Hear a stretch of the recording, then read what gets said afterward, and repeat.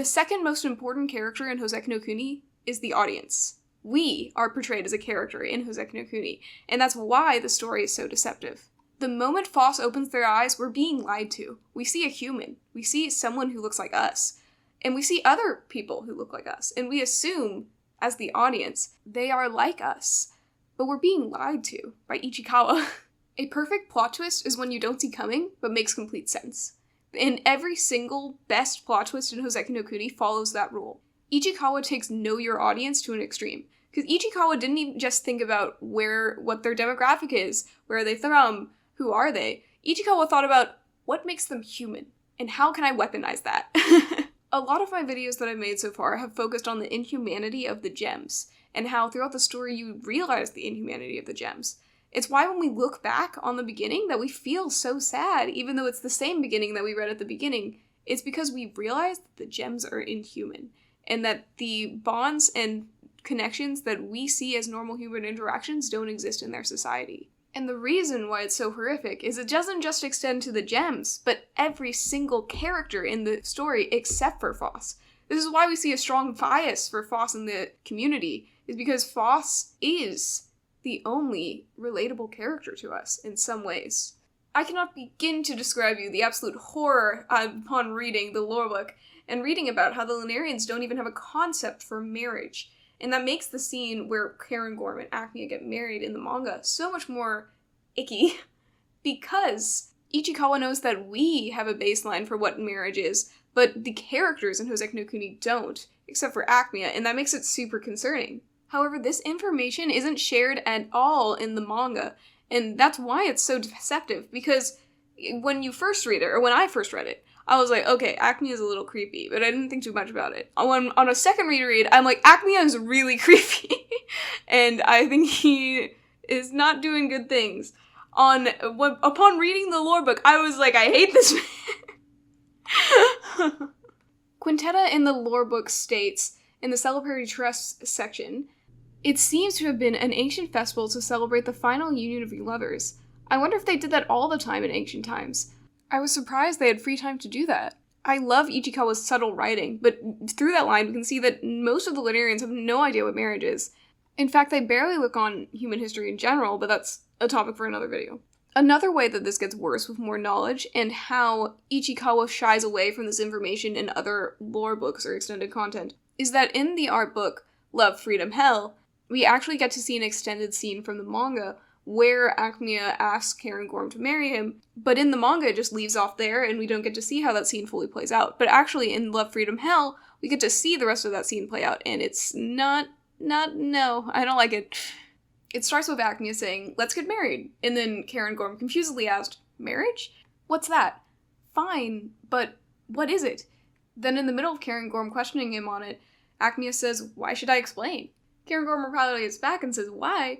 But the conversation then gets switched to another subject, and it clearly shows Acmea evading wanting to tell Cairngorm what marriage is and what exactly it represents. And what's even more concerning is Cairngorm, knowing nothing but what marriage is, just says yes because Acmea proposes it.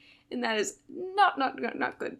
Another example is just my 25-minute video on chairs in Houseki no Kuni, but in summary, the reason why the lore book is gold is because every single thing in the lore book points out exactly how the gems are not as human as we think at the beginning of the story. One of those being them having chairs but never using them, and all of the other things in their society that at first seem to be similar to us, and then we realize it's not. My favorite way that Houseki no Kuni is deceptive in the beginning is that we see that Phos is empathetic to all the characters and learns more about them out of a pure knowledge of wanting to get to know them and wanting to become closer and trust them more.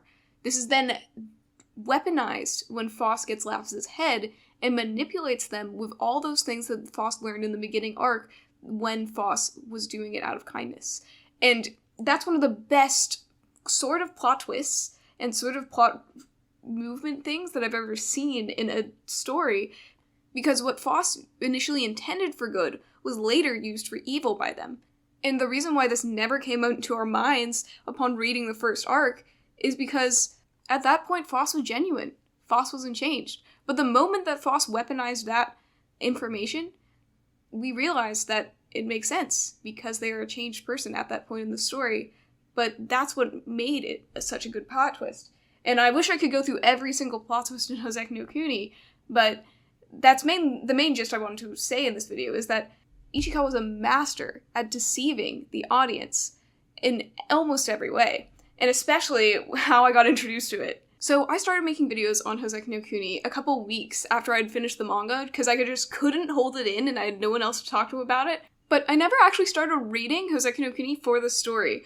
And this deception in what I thought the story was going to be and what it actually is carries into the story itself, just with how Ichikawa portrays the characters and how things completely change in the realm of further context, as explained previously. Now, I had watched the anime when it came out in 2017, because I was a maniac weeb back then who would watch new shows. I haven't watched new shows in a while. The reason why I decided to watch it is because it was a CGI anime, and people said it looked good, and I was like, that's interesting, I'll watch it. I watched all 12 episodes, I was like, this is really good, this is like a really good anime I've seen, and was like, oh, there's no more, I'll wait for a season 2, because I was like, there's gonna be a season 2. And I just completely forgot about it after that. I still thought that it was great, I'd occasionally look up the opening and be like, this is very nice, but I didn't think to pick up the manga, because at that point I wasn't a manga reader yet. But now I am, as you know. What actually got me to read the manga was its artwork. And the reason why that happened is because I was reminded of this when I watched the video Land of the Lustrous Utilizing Negative Space by Lines in Motion. I might link it below if any of you want to watch it, because it's a lovely video. I've rewatched it like 3 times now just because it's really good. But I watched that video just randomly. I hadn't thought about this series in a while, so I was like, oh yeah, I remember this series. I watched the anime for it. I've never read the manga. And that planted a seed to look into this manga. I'm like, that's cool. But I was mainly looking at it as an art perspective, because that video mainly talks about the art and how the graphic design really aids to the story, but it didn't give too much about what the story is actually about. And so, of course, I'd watched the anime, so I already knew, like, the basic gist of what I was getting into. And even though I really loved the anime, I didn't think that the story would be as grandiose as it becomes in the manga. And that's mainly because of how I was exposed to it. I watched the anime, anime's great. I didn't expect most of where the story actually went, because the beginning is so much different to how the middle is, and to how so much different to the end. I just love how Houseki no Kuni just evolves and changes. But the video also didn't say much about where the story goes outside of the anime. It did show panels of later, but I didn't think about the panels while looking at them. I was just like, this is good art. I didn't think about how, like, that was Phos in, like, every single frame. But I came into the Houseki no Kuni manga from an art perspective. I was like, if they say the art is really good, I want to study it. Because I do want to make comics at some point, and I want to get better at art, because in order to make comics. And so I was actually thinking I would take notes while reading this series, because I thought, like, the story wouldn't be that deep. I'm like, the story's not gonna be that deep. I didn't think that. I was so wrong. Anyway, I was like, okay, maybe I'll take notes while I read the panels, and, like, just take notes of how the panel layout and all that stuff is, because I want to make a manga eventually, and I want to take notes from this amazing artist, and how they constructed for the story and all that. I just had no idea what was going into it story-wise. And because of that, I didn't rush to read it either, because I didn't know anything of it other than what I'd watched in the anime, and because I didn't felt a rush to the story, because the video I only watched talked about its art. Which is so funny. I went to Japan last year, and I had it on my list of things I wanted to buy there, and I was like, okay, if I see the Houseki no Kuni manga, I want to pick it up, and I'm like, I'm mainly looking at it for the art, so it's okay if the Japanese is a little hard for me to read, because I'm mainly looking for the art. Who cares about the story? There's nothing in the story that's interesting, right? Anyway, I filled up an entire suitcase with manga, but it was all Hunter x Hunter and Noragami, because I could only find 5 volumes of Noragami in the used bookstores, and I didn't find any Houseki no Kuni. It probably was there, but I just couldn't find it. And I should look, and I had other people help me look, and I couldn't find any Houseki no Kuni manga while I was there. And I was like, no big deal, I'll read it eventually later. So then I caught up with the manga Noragami, and I decided to reread Noragami all the way from the beginning. And after being in that manga binge of rereading Noragami, I was like, I want more manga. And so I started looking at eBay for different manga series that I wanted, and just looking for, like, a used set, because I didn't care that much about it, because this is a manga that I'd never read before, and I was like, okay, I don't care if the books are a little tattered. And I'm still like that with my English volumes, because I will give them to my friends to borrow and throw across the room. My Japanese volumes I keep under close vision, because I want to keep those ones nice. But I got, like, half the series used, and then I just read through it, and I was like, oh wow, this is really good. Like, this is better than I thought. And I did not take notes while reading it because I was just so enveloped in the story.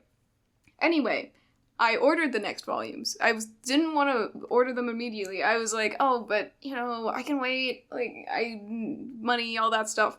But then I was like, I also really like physical books. I prefer physical books to digital. But what happened is I was like, I need to know what happens. Like, I went like a day without reading any Houseki no Kuni manga after I was like halfway through, and I was like, I don't think I physically can wait for my books to come in, for the rest of the series to come in. I have to read all of it right now. So then I got online and I read the rest. And I read it in 4 days, just because I had to have that buffer of deciding to read the rest of it online, because I couldn't wait for my physical books to ship. I bought them. I'm like, okay, no, I'm buying them. I want to read them right now. I bought them. I'm like, I can't wait for them to ship to get here. I have to read it now. And so then I read all of Houseki no Kuni. And then Noragami ended. And I think that I was a lot more receptive to the ending of Noragami, because I had felt the already, like, heart-wrenching disappointment after disappointment of reading Houseki no Kuni, that the people who were really disappointed with the Noragami ending, I'm like, wow, I love it. I mean, I still think the Noragami ending is good, but I felt like I didn't feel disappointment, because I was like, wow, not everyone in the ending, like, dies, basically. Not everyone in the ending is completely depressed. Wow, this is such a good ending. Me, like, crying in the corner of, like, just reading Houseki no Kuni. Anyway, I would love to do an art-specific analysis on Houseki no Kuni eventually, but I'm just surprised at how much this story grabbed me in that way. And, it, again, like, that was the deception, or really funny, just the way I was exposed to Houseki no Kuni, that got me to read it. And then I was like, how have I not read this prior? So good. But it also meant that it was one of the first mangas that I've read that I didn't have a lot of spoilers for. I didn't have, like, barely any spoilers for Houseki no Kuni, which, like, never happens, because it takes me a lot for me to decide to read a series or commit to a series, usually. And the fact that Houseki no Kuni got me with the art meant that I had no spoilers for the story at all, which made it really great, because I have never read something that has given me such a visceral reaction for Houseki no Kuni. I guess I didn't have that many spoilers for Noragami or Hunter x Hunter either, but anything outside of that, I usually need spoilers in order to get me to, like, into the story, because I'm like, oh, that's interesting. I will read that. But without spoilers, I'm like, doesn't sound interesting to me. So the fact that Houseki no Kuni got me here, because people were like, look at this art. Isn't it pretty? And I'm like, yeah, it is. And then I died. Anyway, Ichikawa is a genius, fantastic story writer, and her deception runs deep with all the lies that she has given us in the series, to think that, like, the characters would be happy at the end, to think that Phos wasn't depressed from the beginning, to think that the characters had good relationships with each other, and that, anyway, all of those lies and all those deception just make the story really good and really rereadable, because you learn something new every time that you didn't realize before, because nothing in the story has actually changed. Ichikawa was lying to your face and you don't realize it, but once you reread it, you realize they're lies. For example, Phos, before Phos meets Cinnabar, I believe Phos has this shift, but before Phos meets Cinnabar, Phos actually says stuff that actually kind of makes him sound more like a manipulator. Like, Phos is like, oh, I'm gonna get Cinnabar to help me, and we're gonna be praised, and all this stuff, and it's all about Phos, Phos, Phos. 君、そんな無駄な仕事やめて、僕の偉大な発見を手伝いたまえ。先生のお手伝いをさせていただけるんですか？と、どうにか新書を手なずけて部下にする。そして素早く博物史の仕事を終わらせ、かつ大発見をし、みんなに称賛され、きっと戦闘センスもすごいとなる。これだわ! Phos is thinking about how they're gonna basically manipulate Cinnabar in this sense, but it's kind of did in, like, a childlike way of, like, we're gonna rule the world together, Cinnabar's gonna be my minion, and it's gonna be great, you know? And then Phos actually meets Cinnabar, and their expectations are different, and then they're kind to Cinnabar. But that was still there back at the beginning when Phos said that. And we believe that it'll become a good relationship, or we believe that things will get better because of our prior knowledge of storytelling. Again, audience. Prior knowledge of storytelling that things usually get better in a story does not happen in Houseki no Kuni. Ichikawa's great. Ichikawa deceives us. It's great. Phos says verbatim that they're kind of only thinking of Cinnabar in a utility sense there, but that changes when they meet Cinnabar. And we forget that that can be an option, that Phos sees Cinnabar as solely utility, until later, when they get Lapis' head. Then they see all their friendships as a utility purpose and how they can help them get to their goals of saving the gems and, Congo, all the whole major plot stuff. But at the beginning, Phos did it out of kindness, Phos did it out of empathy, we know this. And we are given this option right at our face at the beginning of the series, and we ignore it. We just don't think that's going to happen. And we see Phos change, and we don't think that Phos can change in the negative way further. It's so good. It's so good. Ichikawa is a brilliant writer. I love her. I will sell my soul to her. I will give her one of my kidneys if she asks me to. As long as Phos is happy and we get an ending to Houseki no Kuni, which we will. Yay! This is just a PSA, and whatever Ichikawa writes, whatever story Ichikawa cooks up next, don't believe her.